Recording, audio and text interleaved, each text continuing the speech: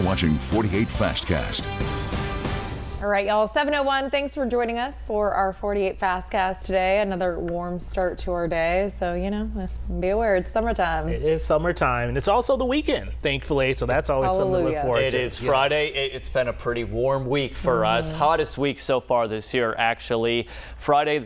Wednesday, will be the hottest day we've seen so far in 2025. Yesterday, we had widespread rain and storms. That's how we started off the day. But the morning showers and storms might have made your morning commute a bit difficult, but it really knocked down our temperatures as we went through the rest of the morning into the afternoon. No rain to show you on the radar yet. That is going to change.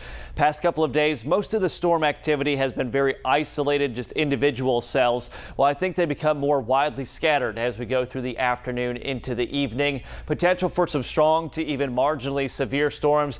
Biggest threat will be gusty winds, heavy rain, potential for small hail, frequent cloud to ground lightning. I know it's a Friday, and even into the weekend, some of those storms can be stronger, but just keep an eye on that 48 weather app. Heat index today, probably 96 to 106, still under that heat advisory.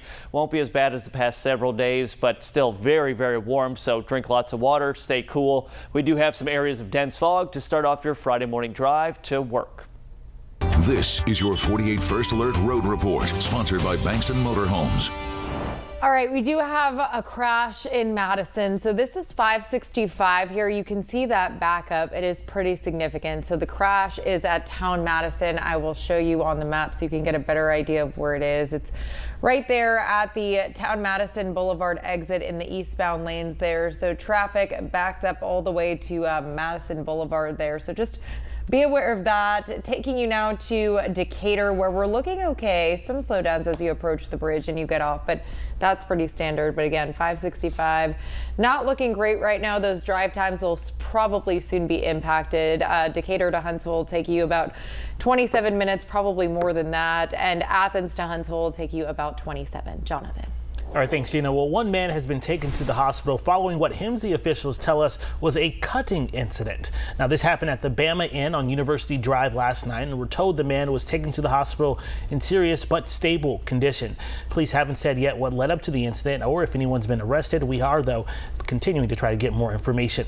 The DeKalb County Sheriff's Office has also arrested a man they believe sexually abused a child.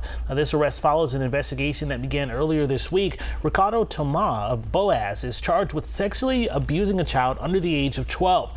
DeKalb County authorities started investigating him after learning that a boy may have been sexually assaulted recently. Now, deputies claim that he admitted to the assault after being arrested. Well, if you live in Huntsville, you'll soon be paying more for your sewer bill. Last night, the Huntsville City Council approved a sewer rate increase at their meeting. Now, the move will raise sewage rates for Huntsville residents by an average of $5 starting in October.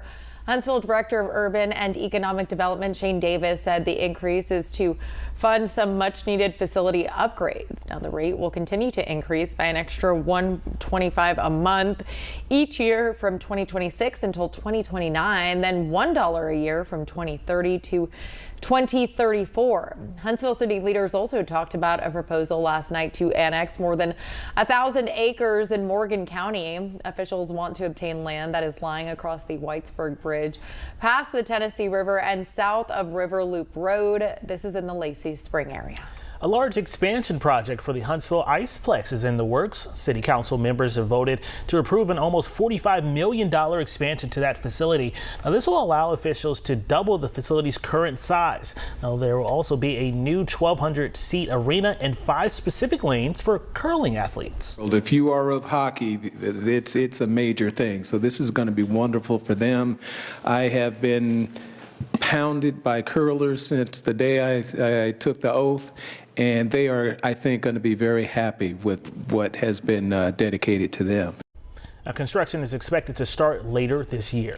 Well, still to come this morning, there's a brand new addition in Decatur that you may want to know about. We will tell you more about these new pickleball courts straight ahead.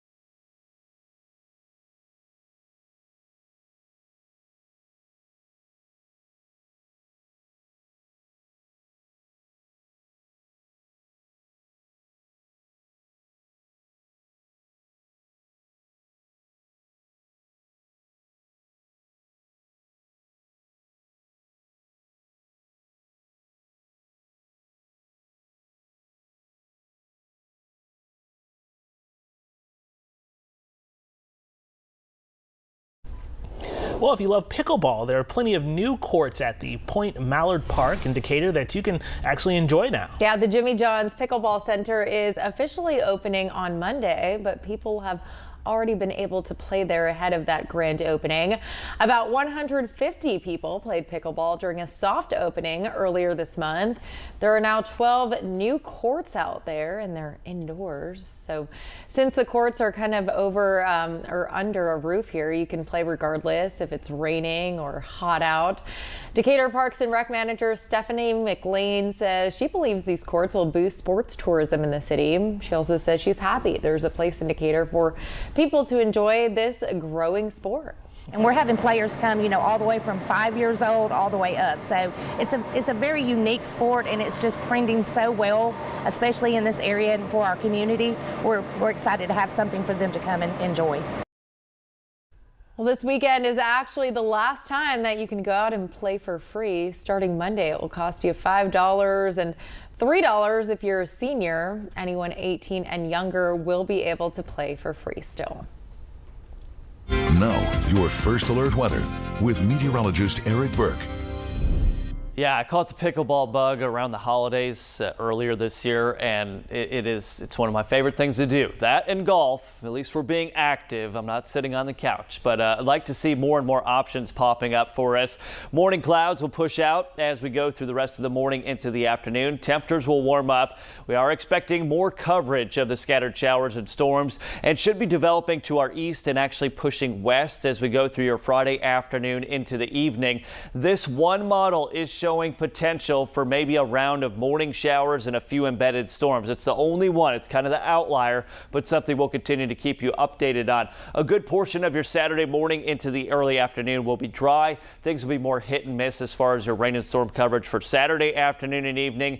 By Sunday, though, I think we see a bit more coverage of the rain and storms. And this active pattern is not only for Sunday, but into Monday and Tuesday of next week. Temperatures will stay in the upper 80s to low 90s. Some good news, though, on your 10-day forecast. It does appear that the closer we get to the all-important 4th of July Friday, things are trending drier as far as a lack of rain chances. So good news this weekend, similar to what we've seen all week. Hot, humid, storms will pop up in the afternoon. No guarantee of rain at your house, though. All right, well, that's some good news to hear for sure. All right, well, thank you so much for joining us here on the Fastcast. Make sure to tune in at noon to see Gina and Eric. Until then, have a great weekend, guys.